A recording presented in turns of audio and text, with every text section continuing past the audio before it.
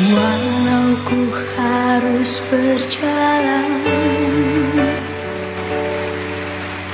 dalam lembah kekelaman, perlindungan-Mu, oh Tuhan, nyatalah bagi hidupku.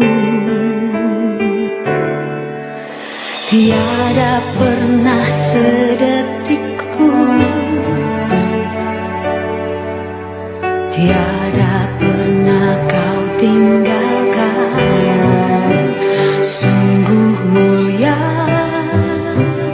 dan sempurna, hanya Kau layak disembah.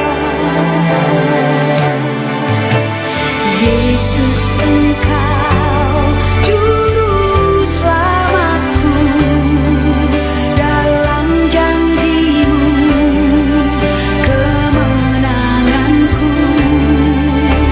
Selamanya kan ku nyatakan besar setia-Mu Tuhan di hidupku.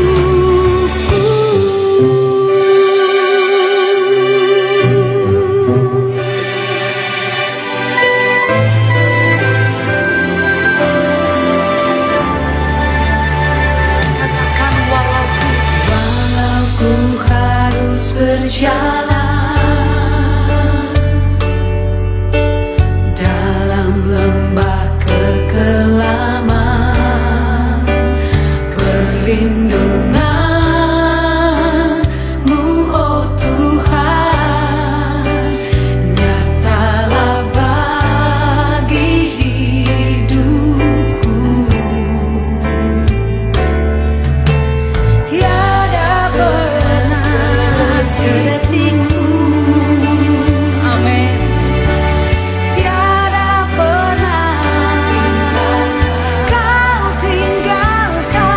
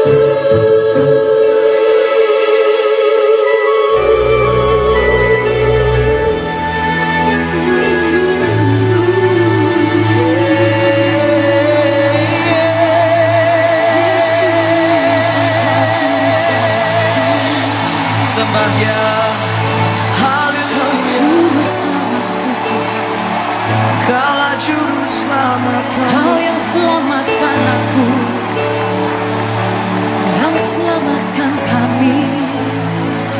Oh, oh, oh, oh, oh. Tuhan, thank you Lord, terima kasih Yesus. Selamat pagi Bapak Ibu Saudaraku yang dikasihi oleh Tuhan. Shalom.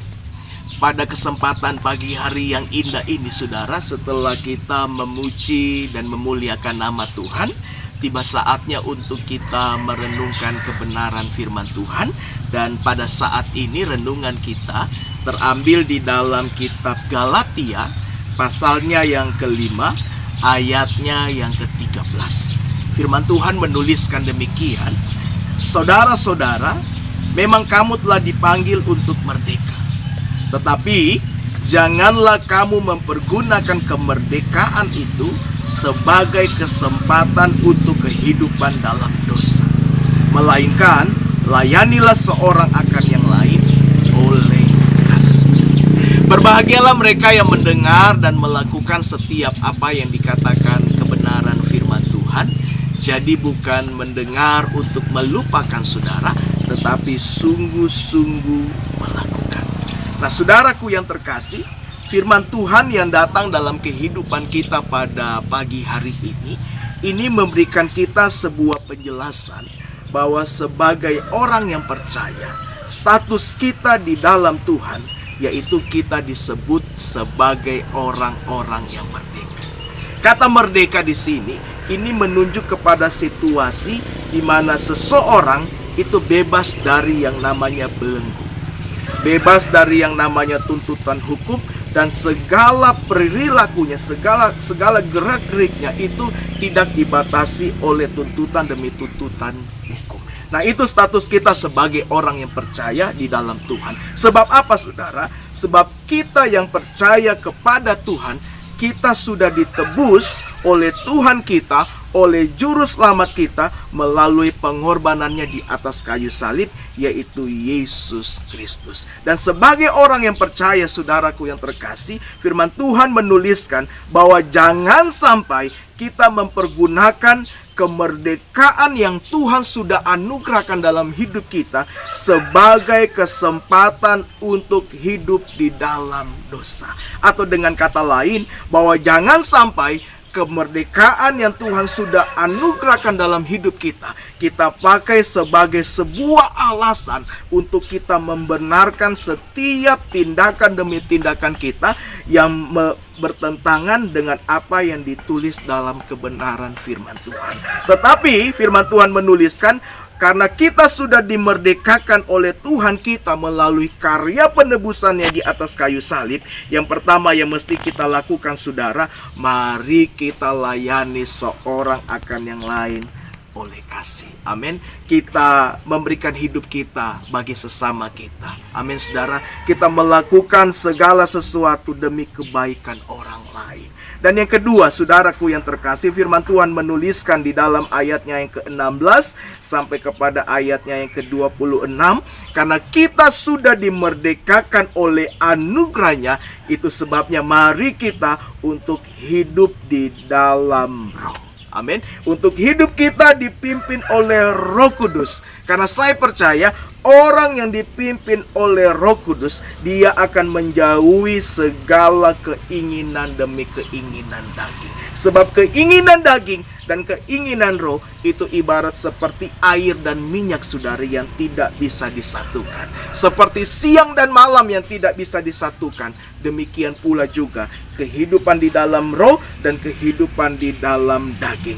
Orang yang hidup di dalam roh saudara, ayat 22 di sana menuliskan bahwa hidupnya akan memunculkan buah-buah roh saudara, ya kan? Orang yang menuruti segala keinginan roh di dalam kehidupannya akan muncul kehidupan Kristus yang dinyatakan melalui buah-buah roh. Ayat 22 bilang begini saudara, tetapi buah-buah roh ialah kasih, sukacita, damai sejahtera, kesabaran, kemurahan, kebaikan, kesetiaan, kelemah lembutan, dan penguasaan diri.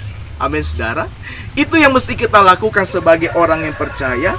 waktu kita sudah dimerdekakan di dalam kehidupan ini. Dan pasal 6 ayatnya yang pertama sampai ayatnya yang ke-10, hal ketiga yang mesti kita lakukan waktu kita sudah dimerdekakan di dalam Tuhan, yaitu mari kita hidup saling tolong menolong satu dengan yang lainnya, saling membantu satu sama yang lainnya saudara, saling menopang satu dengan yang lainnya, saling menghibur satu dengan yang lainnya, saling memberikan penguatan satu sama yang lainnya. Seperti ayat 2 bilang begini, bertolong-tolonganlah kamu menanggung bebanmu, demikianlah kamu memenuhi hukum Kristus. Itulah yang mesti kita lakukan sebagai orang yang percaya saudara. Waktu kita sudah dimerdekakan, mari kita melayani satu dengan yang lain dengan kasih. Mari kita hidup dipimpin oleh Roh, hidup menuruti segala keinginan-keinginan Roh. Dan yang terakhir, mari kita saling tolong menolong satu sama yang lainnya, saling bantu-membantu satu sama yang lainnya, saling menasihati satu sama yang lainnya. Saya percaya semua yang kita lakukan ini semuanya untuk kepujian dan kemuliaan nama Bapa di sorga. Mari kita satu dalam doa. Terima kasih buat firman yang kembali hadir dalam kehidupan kami pada saat ini. Hamba doa, bantu setiap orang yang percaya di dalam mereka melakukan setiap apa yang ditulis di dalam kebenaran firman-Mu. Dan kuduskan hamba untuk hamba bisa melepaskan berkat bagi setiap orang yang percaya pada pagi hari ini. Buka kedua belah tanganmu, kekasih-kekasih Kristus, ucapkan amin di dalam setiap perkataan berkat yang saya ucapkan sebagai hamba Allah. Tuhan memberkati engkau dan melindungi engkau, katakan amin. Tuhan menyinari engkau dengan wajahnya dan memberi engkau kasih karunia. Tuhan menghadapkan wajahnya kepadamu dan memberi engkau damai sejahtera. Mari pulanglah dengan membawa berkat yang berasal dari Bapa, cinta kasih yang berasal dari Yesus Kristus, dan penghiburan yang sejati yang berasal dari Roh Kudus menjadi milik bagianmu hari ini, esok, lusa, minggu depan, bulan depan, dan tahun depan, sampai kedatangan yang kedua kali. Terimalah berkat ini dengan iman di dalam nama Bapa, Putra, dan Roh Kudus, yaitu di dalam nama Tuhan Yesus Kristus. Mari setiap kita sama-sama katakan amin. Tuhan Yesus memberkati kita. Amin. Yesus engkau